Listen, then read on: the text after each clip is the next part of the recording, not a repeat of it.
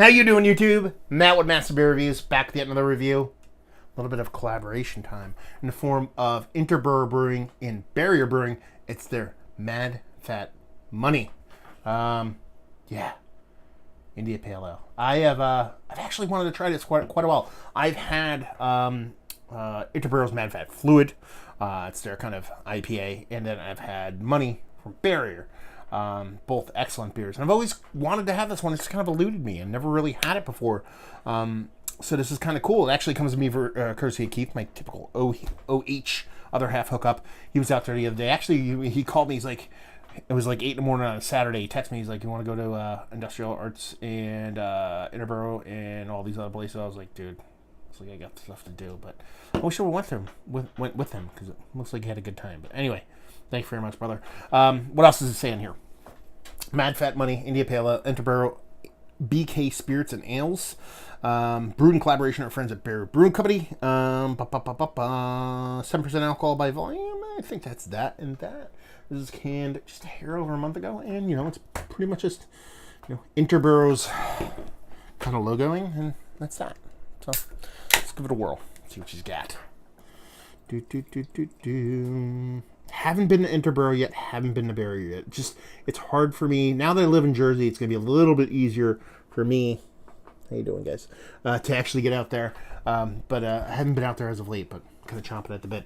What do we have here? Just over a pinky finger, off-white head. Nice creaminess to the top. Pretty uniform bubbles throughout, and yeah, she's got a nice kind of soft haze to her. Definitely the New England style kind of haziness, deep, rich orange in color, kind of getting a little bit kind of milky cataracty on the edges. So yeah, she looks a part of a hazy IPA.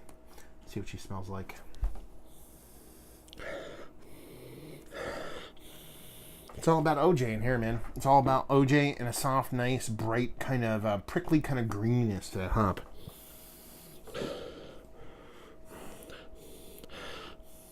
Yeah, rich OJ throughout. You're getting a nice kind of sweetness from it.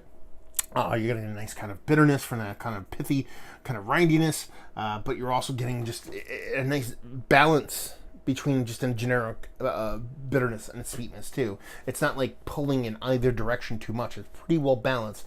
Definitely leaning on the citrus end of things. I'm trying to think. Not much else there. Those are the 2 leaders in the house. Fruit-wise, there is a kind of sweet kind of maltiness kind of nose. Not really biscuity or crackety or anything like that. It's just a sweet, generic kind of maltiness. Kind of comes off maybe a little bit honeyish. Maybe, I don't know. It smells quite nice. Smells chuggable. Not a ton of bittering in there in the nose, but it's there enough to kind of balance off that bit of sweetness. Like I said, the bittering between the orange is kind of balanced perfectly. It's like the rindiness and the sweetness, but the actual green bittering is quite a bit below that. Let's dive in. Cheers.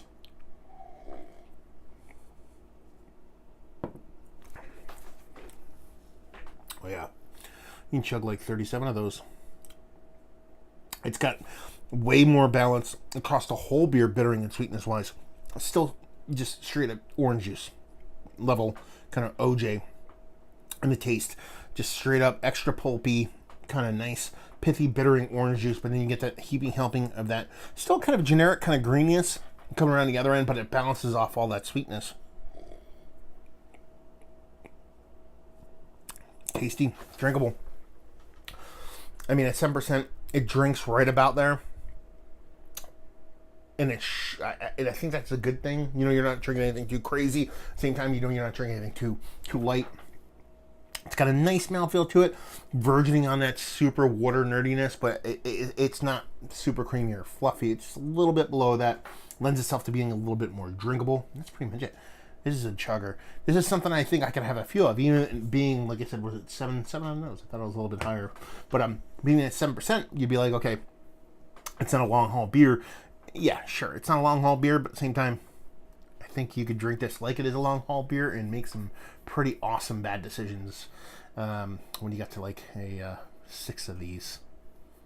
Be pretty fun, wouldn't it? So yeah, that's pretty much it. It's the quintessential word solid, and I say that in a super glowing sense. I'm not saying it in a kind of like douchey kind of like, oh, it's a solid beer. No, I mean, this is just straight up just super well made New England style represented beer that you can drink. It's not the best one I've ever had, but it's not even come close to being the worst.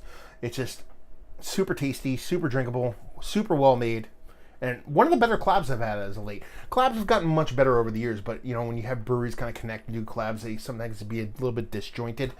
This does taste equal parts kind of Barrier and Interboro. From having those both beers, you can see both of the influences of both brewers in there. So that in and of itself is pretty cool. So let's talk about it. Is it one of the better IPAs that I've had as of late in a New England style? It's definitely worthy of being in the conversation. It's not the best, like I said, but definitely not worthy of being outside of that conversation. Value and availability, no idea. Keith, how much did you spend on this? Or anybody out there in North New Jersey? I don't know if you can get in this Jersey yet. I know Interboro's here now, but we'll see. Or out there in NYC, let us know and leave you with if you like what we like this. If you like hazy IPAs and you want balance, and you want drinkability, and you want a well-made beer, because that's what you're getting here.